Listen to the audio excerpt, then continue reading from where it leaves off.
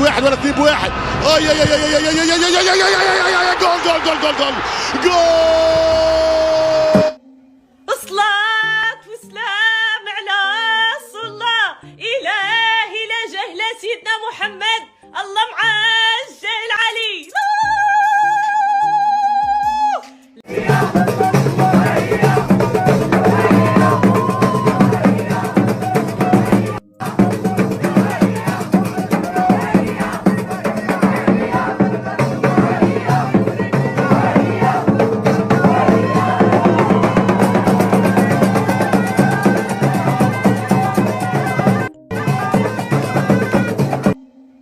صلاة وسلام على رسول الله، إلهي لا جهل سيدنا محمد، الله معجل علي.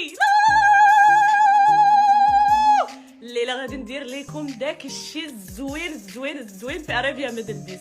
اجو كل المغاربة غادي نحتفلوا غادي نحتفلوا غادي نحتفلوا، وحق الله العظيم تستاهلوا، عيوني كتستاهلوها، تستاهلوها تستاهلوها. عدنا لكم بعد طول غياب وبعد مرض وتعب، نسأل الله تمام الصحة والعافية، لكن فوز المنتخب المغربي يستاهل انه الانسان يخرج ويشارك الناس هذه الفرحة.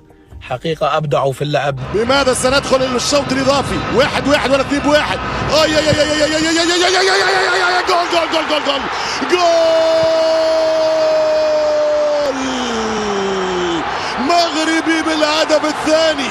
الكل انتظر الزلزولي، ولكن جاءت القذيفة من القادمين من الخلف. المغرب تخطف البطولة في آخر رداءات الوقت الإضافي.